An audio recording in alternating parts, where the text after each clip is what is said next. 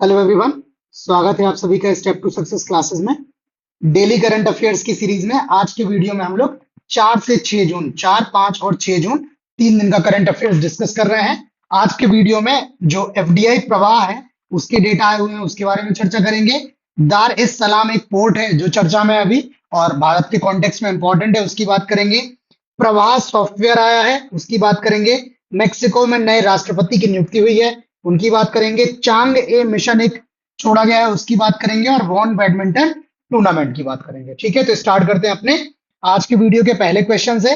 Question है, इसरो ने वायु गतिकीय एरोडायनेमिक्स डिजाइन और विश्लेषण डिजाइन एंड एनालिसिस के लिए किस सॉफ्टवेयर को विकसित किया है, डेवलप किया है? नाम है गति, प्रवाह, प्रवाहमान और प्रगति। तो इसका सही जवाब ऑप्शन बी, ये इसरो ने वायुगतिकीय डिजाइन और विश्लेषण के लिए एक प्रवाह नाम से जो है वो सॉफ्टवेयर जो है डेवलप किया हुआ है।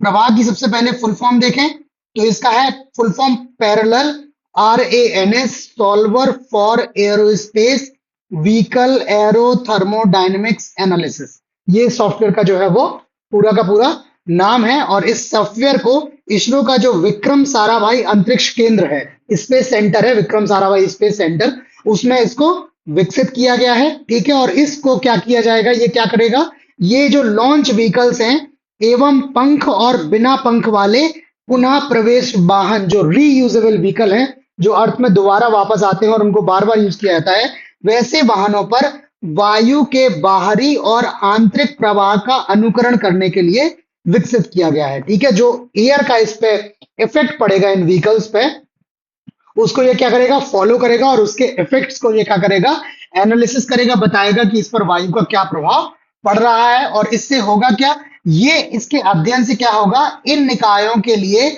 आवश्यक आकार, संरचना और थर्मल प्रोटेक्शन सिस्टम को डिजाइन करने के लिए महत्वपूर्ण है। ठीक है, इससे पता लगेगा कि एयर का इन पे क्या इफेक्ट है, एयर और के कारण जो फ्रिक्शन आएगा उससे क्या इफेक्ट आ रहा है, उस पर हीट का क्या इम्पैक्ट है, उन सबको ध्यान में रखते हुए फिर इनको क्या किया जाएगा और अच्छे से डिजाइन किया जाएगा। तो इस तरह से ये प्रवाह सिस्टम एक इन्होंने डेवलप किया है। यहाँ पे आप देखेंगे इमेज के माध्यम से दिखाया है, ये आपका एक कोई व्हीकल है, लॉन्च व्हीकल है जो जा रहा है, इस पे ये एयर का प्रवाह दिखा रहा है। ठीक है, तो इस तरह से इन सबका अध्ययन करने के लिए पोर्टल लॉन्च हुआ है, सॉफ्टवेयर लॉन्च हुआ है। अगला क्वेश्चन है, भारत की किस शटलर ने जर्मनी में आयोजित वॉन इंटरनेशनल बैडमिंटन टूर्नामेंट का महिला एकल का खिताब जीता है? ऑप्शन है पीवी संधू, साइना नेहवाल, तन्वी शर्मा और अश्विनी पोनप्पा। इसका सही जवाब ऑप्शन सी, ये भारतीय बैडमिंटन खिलाड़ी हैं तन्वी शर्मा।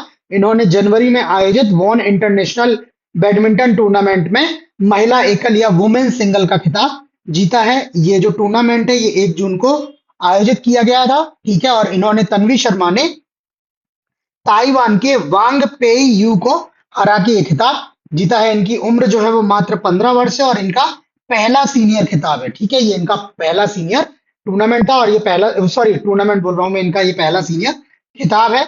इसके अतिरिक्त जो पुरुष एकल का खिताब है वो चेंग काई ने जीता हुआ है। ठीक है, तन्वी शर्मा ने महिला एकल और चेंग काई ने पुरुष एकल, ये वॉन इंटरनेशनल बैडमिंटन टूर्नामेंट। ठीक है, अगला क्वेश्चन है, चीन के चांग A6 मिशन ने चंद्रमा के किस भाग पर नमूने एकत्र करने के लिए लैंड किया है? ठीक है, ऑप्शन है हेविसाइड, एटकेन बेसिन, वॉन्डे ग्राफ और क्लैरिटी क्रेटर। तो इसका सही जवाब जो है वो ऑप्शन बी है। ये चीन का जो चांग ए मिशन है, चांग A6 मिशन है, इसने एटकिन बेसन पर क्या किया है, लॉन्च लैंडिंग की है, सॉफ्ट लैंडिंग की है। ठीक है, और ये एटकिन बेसन जो है वो चंद्रमा के दक्षिणी ध्रुव पर है। ठीक है, अभी भारत का जो चंद्रयान मिशन गया था वो भी चंद्रमा के दक्षिणी ध्रुव पर उतरा था और दक्षिणी ध्रुव पर सॉफ्ट लैंडिंग करने वाला भारत पहला देश बन गया था। अब चीन का जो ये मिशन है, चांग A6 मिशन, जो चंद्रमा के एटकिन बेसन पे उतरा है, दक्षिणी ध्रुव पर उतरा है, तो चीन ऐसा करने वाला जो है वो दुनिया का दूसरा देश बन गया है। चंद्रमा के दक्षिणी ध्रुव पर सॉफ्ट लैंडिंग करने वाला चीन दूसरा देश है। ठीक है, इस मिशन को 3 मई को लॉन्च किया गया था और ये 2 जून को चंद्रमा पर सफलतापूर्वक लैंड हुआ है। ठीक है, ये नमूने एकत्र करेगा और नमूना संग्रह के लिए इसमें एक ड्रिल और एक रोबोटिक भुजा लगाई गई है। इन दोनों के उपयोग से ये क्या करेगा, नमूने एकत्र करेगा। अगला क्वेश्चन, 2023-24 में भारत को सबसे अधिक एफडीआई फॉरेन डायरेक्ट इन्वेस्टमेंट प्रत्यक्ष विदेशी निवेश जिसको बोलते हैं किस देश से प्राप्त हुआ है? ठीक है, ऑप्शन है अमेरिका, सिंगापुर, मॉरिशस और जापान। तो इसका सही जवाब जो है ऑप्शन बी, वित्त वर्ष 2023-24 में भारत को सबसे अधिक जो एफडीआई या प्रत्यक्ष विदेशी निवेश जो है वो सिंगापुर से प्राप्त हुआ है।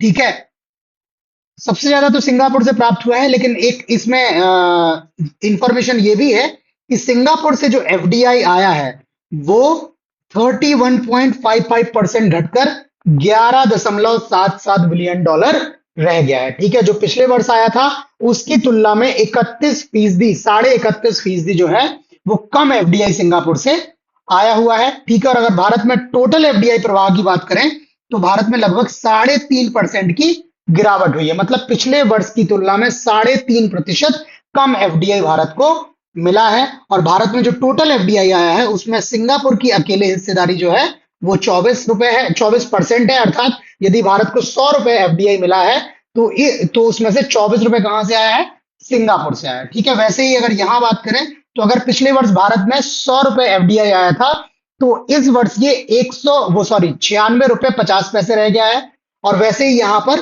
जो है वो सिंगापुर में 31.55 घटा हुआ है। अगर टॉप 3 रैंक की बात करें तो सबसे ज्यादा एफडीआई भारत में सिंगापुर से, दूसरे स्थान पर मॉरिशस से और तीसरे स्थान पर यूएसए या संयुक्त राज्य अमेरिका से। ये बहुत इंपॉर्टेंट डेटा होता है, एफडीआई किसी देश की अर्थव्यवस्था में महत्वपूर्ण रोल प्ले करता है और स्टेबिलिटी अनस्टेबिलिटी के बारे में भी चर्चा करता है, इस तरह के आंकड़े दिखाता है। तो ये क्वेश्चन जो है आपका बहुत इंपॉर्टेंट है। क्वेश्चन जो भी हम लोग करंट में डिस्कस कर रहे हैं वो सारे इंपॉर्टेंट हैं।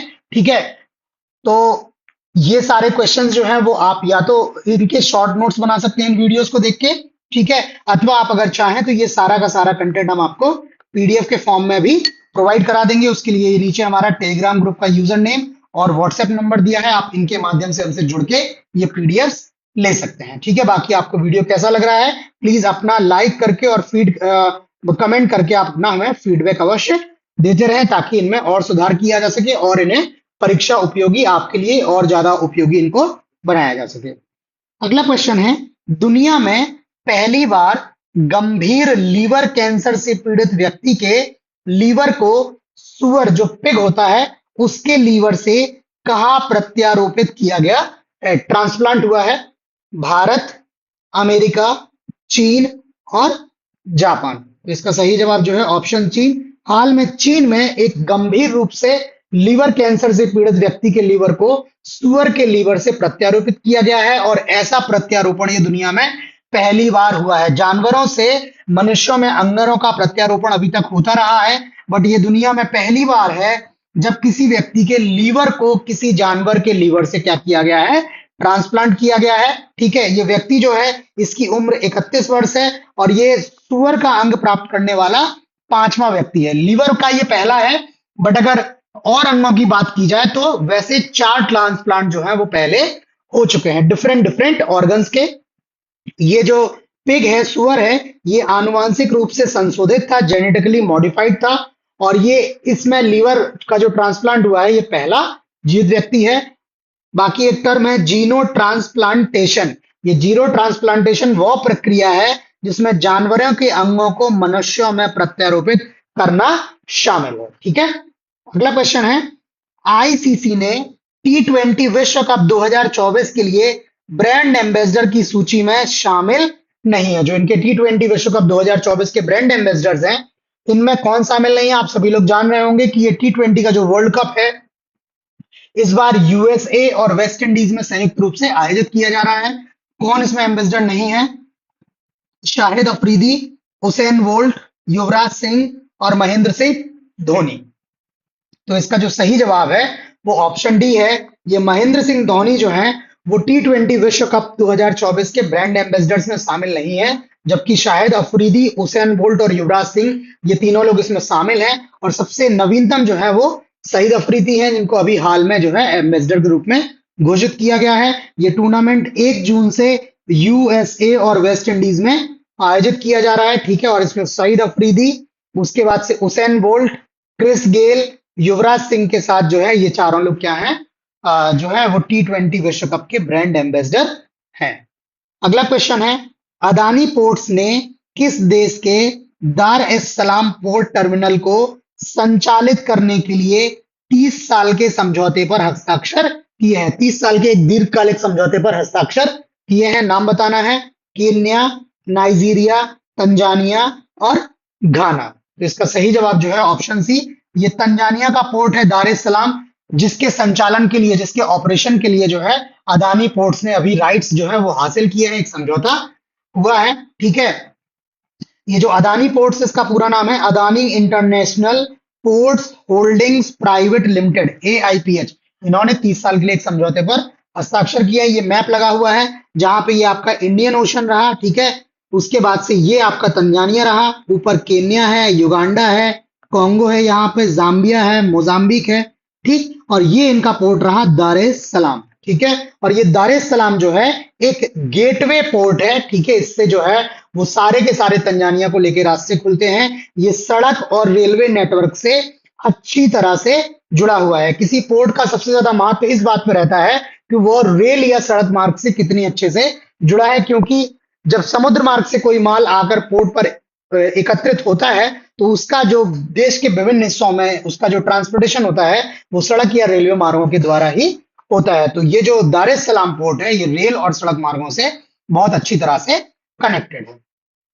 अगला क्वेश्चन है, 2 जून 2024 से हैदराबाद किस राज्य की राजधानी नहीं है? तमिलनाडु, आंध्र प्रदेश, तेलंगाना और कर्नाटक। तो इसका सही जवाब जो है वो ऑप्शन बी है। 2 जून 2024 के बाद से हैदराबाद जो है वो आंध्र प्रदेश की राजधानी नहीं है। आप लोगों को याद होगा कि जब आंध्र प्रदेश का विभाजन हुआ था और 2 राज्यों का निर्माण हुआ था, आंध्र प्रदेश और तेलंगाना, तो उस समय बात की गई थी कि अगले 10 वर्षों तक हैदराबाद जो है वो दोनों राज्यों की संयुक्त राजधानी रहेगा, और 10 साल के समय के बाद हैदराबाद जो है वो सिंगल हैंडेडली तेलंगाना की राजधानी रहेगा, आंध्र प्रदेश की राजधानी नहीं रह जाएगा। 2014 में ये जो है विभाजन हुआ था, तो अब 2024 से अब हैदराबाद तेलंगाना की राजधानी है, आंध्र प्रदेश की राजधानी नहीं है। तेलंगाना का गठन जो है वो 2 जून 2014 को हुआ था, और ये 1 जून 2024 को ये 10 वर्ष का समय क्या हो गया है, समाप्त हो गया है, और अब हैदराबाद केवल तेलंगाना की राजधानी है। अगला क्वेश्चन है, क्लाउडिया शिनवाम निम्न में से किस देश की पहली महिला राष्ट्रपति चुनी गई है? ब्राजील, अर्जेंटीना, मैक्सिको और चिली। तो इसका सही जवाब ऑप्शन सी मैक्सिको है। ये क्लाउडिया शिवनाम जो है वो मैक्सिको की राष्ट्रपति चुनी गई हैं, ठीक है। यहाँ पर इनका चित्र लगा हुआ है क्लाउडिया शिवनाम का, और ये मैक्सिको की पहली महिला राष्ट्रपति हैं, ठीक है। फर्स्ट वुमेन प्रेसिडेंट है क्लाउडिया शिनबाम। अगला क्वेश्चन है, सिक्किम क्रांतिकारी मोर्चा SKM ने सिक्किम विधानसभा चुनाव 2024 में कुल कितनी सीटें जीती हैं? अभी लोकसभा के चुनाव हुए हैं, लोकसभा के चुनाव के साथ साथ आंध्र प्रदेश के चुनाव भी आयोजित किए गए थे, सिक्किम के चुनाव भी आयोजित किए गए थे, ठीक है। तो इसमें सिक्किम क्रांतिकारी मोर्चा ने कितनी चुनाव जीती हैं, सीटें जीती हैं विधानसभा में? 32, 31, 30 और 29। तो इसका सही जवाब ऑप्शन बी है। ये सिक्किम क्रांतिकारी मोर्चा ने सिक्किम में जो टोटल विधानसभा की सीटें हैं वो 32 हैं, तो इस 32 में से 31 सीटें इन्होंने अकेली जीती हुई हैं, ठीक है। और अभी जो मुख्यमंत्री हैं प्रेम सिंह तमांग, उनके नेतृत्व में सिक्किम क्रांतिकारी मोर्चा दोबारा सत्ता में लौटने के लिए क्या है, तैयार है, ठीक है। ये नीचे सीटों का वितरण है, जिसमें सिक्किम क्रांतिकारी मोर्चा ने 31 सीटें, SDF ने 1 सीट, भाजपा कांग्रेस ने 0 और अन्य से भी किसी ने कोई सीट नहीं जीती है। टोटल सीटें यहाँ पर 32 हैं। बहुमत के लिए 17 सीटों की आवश्यकता होती है, आधे से एक अधिक, ठीक। और ये यहाँ पे मैप है जिसमें जो हमारे नॉर्थ ईस्ट के स्टेट्स हैं उनकी फोटो है। तो यहाँ पे आपका सिक्किम रहा, ये आसाम है, मेघालय है, नीचे वेस्ट बंगाल है, त्रिपुरा, मिजोरम, मणिपुर, नागालैंड और अरुणाचल प्रदेश, ठीक है। तो ये जो है आपका सिक्किम के चुनाव का हो गया, ठीक। तो आज के वीडियो में इतने क्वेश्चंस ही हैं। प्लीज लाइक करके कमेंट करके हमें अपना फीडबैक जरूर दें वीडियो के बारे में, ताकि हम और जो भी सुधार इसमें संभव हो वो सुधार कर सकें। आपको इसके लिए, इसको आपके लिए और अधिक महत्वपूर्ण बना सकें। बाकी पीडीएफ के लिए आप हमसे टेलीग्राम और व्हाट्सएप के माध्यम से जुड़ सकते हैं। ठीक है, तो आज इतना ही। बाकी नए क्वेश्चंस के साथ जल्द मिलते हैं, तब तक के लिए